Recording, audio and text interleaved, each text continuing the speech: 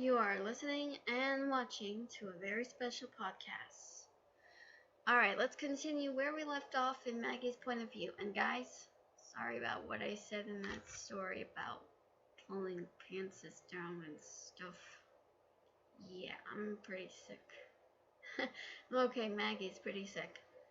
Yeesh. Anyways, let's start off, shall we? Oh, the bloody mess I've been through. How come I get stuck with this flippin' duo? Hey, listen. You want to help? You start respecting me, and I start respecting you. Got it? Maggie said. Now, anyways, do you know anything about Rugaru? Maggie said. Taxidermy looked at her. Oh, he's not too famous to me, but yeah, he's my boss. And who would ever forget that name? He used to be some sort of billionaire, but he didn't really care much about money. All he cared about was blood, blood, blood, blood, blood, blood, bloody. Hell, he always tells us his fantasies about how a really beautiful girl and how her head would look on a stick. Ugh. Was he always like that before he became a manifestation? Oh yeah, yeah he did. He actually, he was a womanizer. He was, well, it seemed like he was a womanizer, but he killed them. All the women he hooked up with. He almost killed one, but then he let her go. And she wasn't aware that he was a serial killer. Killed people because, well, Gara was nothing more than a narcissist pig, and all he wanted was the glory for himself. And when he doesn't get what he wants or the appreciation, then he just cuts their strings in the most detailed, gory way that he would describe it. Let me tell you, love, your papa is surely the most ruthless monster you've ever seen. Taxidermy explained. You sure know about him. And wait a sec, how do you know I'm Rugaru's daughter? Well, let's just say you got the same violence as he does, but you can't kill innocent people. The only people you have to kill is people that are really, really pure evil. And no wonder you got such a strong-willed mom.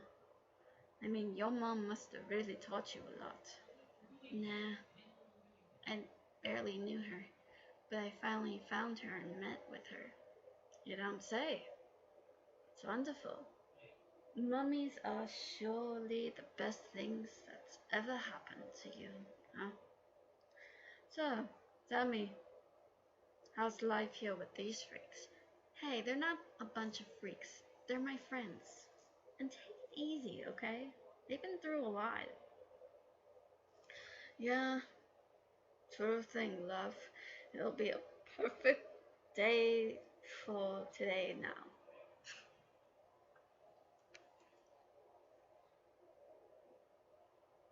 Maggie had to ask, what about you? Ah, orphan, miserable. Yeah, you might say that. Bloodbones acts like he's all hot shit and everything. Ugh, man. That poor bastard, said Taxidermy. What are you talking about? What do you mean by poor bastard? Maggie said. I mean, he's really sick in the head.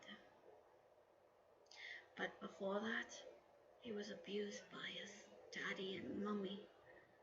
You know, they decided to do these horrible things to him every time he got in trouble.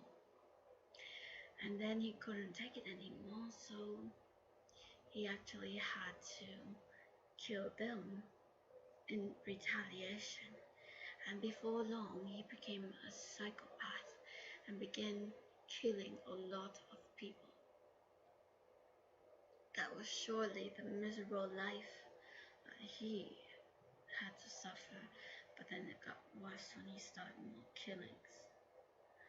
Ugh, really crazy, Taxidermy said. Well, that's disturbing, and also a little sad.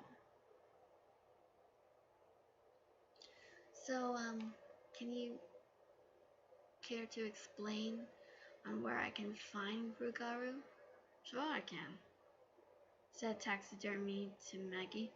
But it'll cost you. Maybe you and I in a bed? Taxidermy teased. Maggie raised her fist.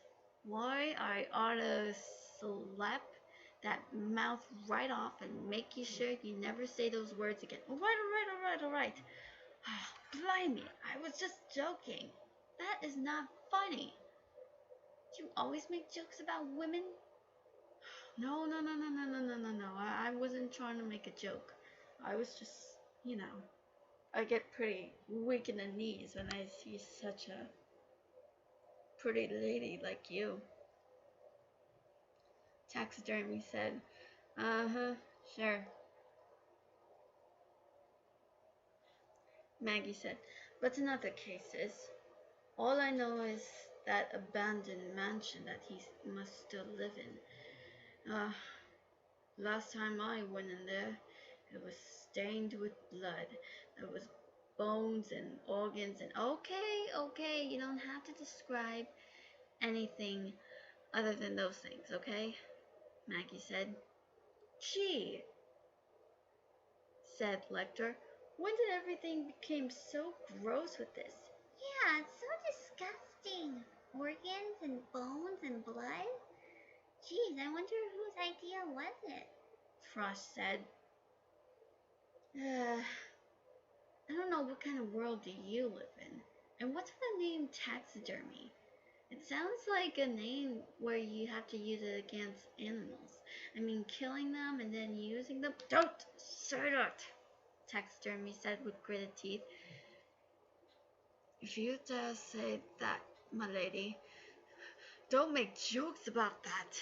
I was never nicknamed Taxidermy for killing animals.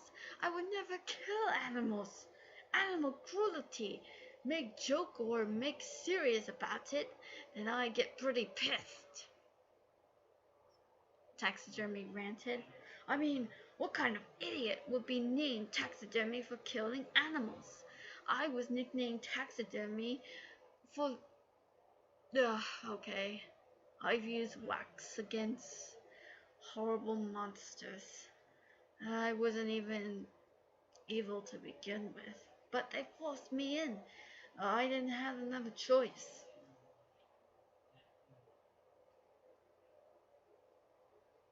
Said Taxidermy.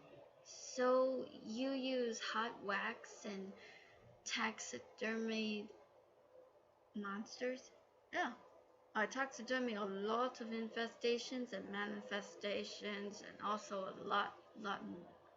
Even ragamuffins and transfigurations and mutas. The what? Oh, yeah, I have. Yeesh. You don't know the half of it, sister. It's really gruesome. I see. But yeah, that mansion, known as the Bloodseed Mansion, that's where he still resides. We always go there for meetings when he orders us to do something. So that's where he resides. I hardly doubt he's ever eaten or sleep since he's now a creature. I heard he was a hustler. He forced my mom into becoming a hooker. Yeah, he made up these sick remarks about your mother, saying, oh, her mother was just so sexy, and oh, she had a really nice body. She and I could really. I mean, you know what? I'm shutting up. Thank you. I don't need to hear that. Say anything about my mom, and I am going to really, really rough you up. Nobody talks about my younger brother, nor my mother, nor my friends, nor anything about me unless they want some from me. Maggie said. Oh, okay. And besides, here's the directions to get there, Taxidermy said. Yeah, but you still need to help me out with one thing. I need you to maybe get me Barrere and these two others to help you with someone, Maggie said. What do I look like, the bloody messenger? Taxidermy said. No. But this girl's got, like, psychological problems, and please, I beg of you. I'm not a psychologist. What do you want me to do? Talk to her, maybe? I can't, Lassie. Come on, love. I can't. Maybe you can get someone to know.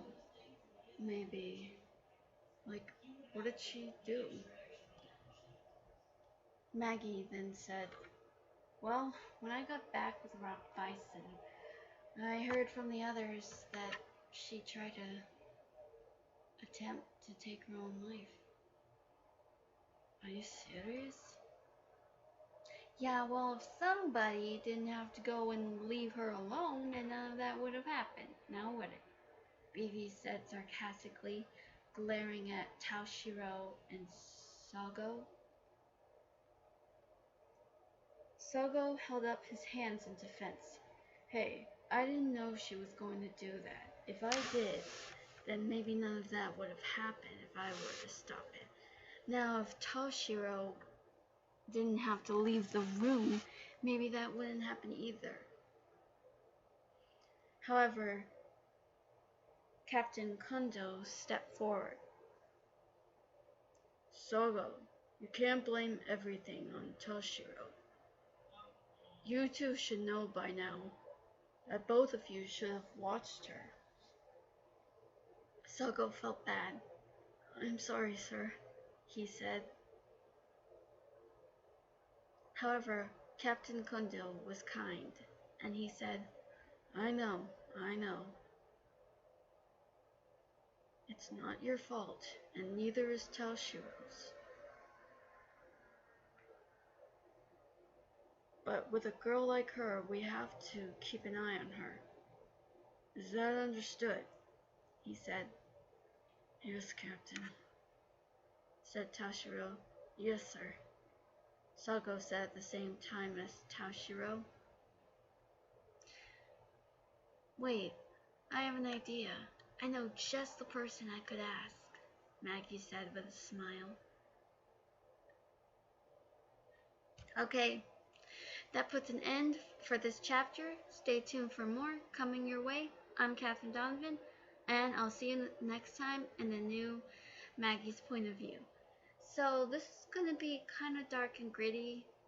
Okay, not too dark and gritty, but I just want to let you guys know that this isn't really based off any true story, but it's kind of complex, but one day you'll know. Anyways, thank you for listening and watching. I will see you next time.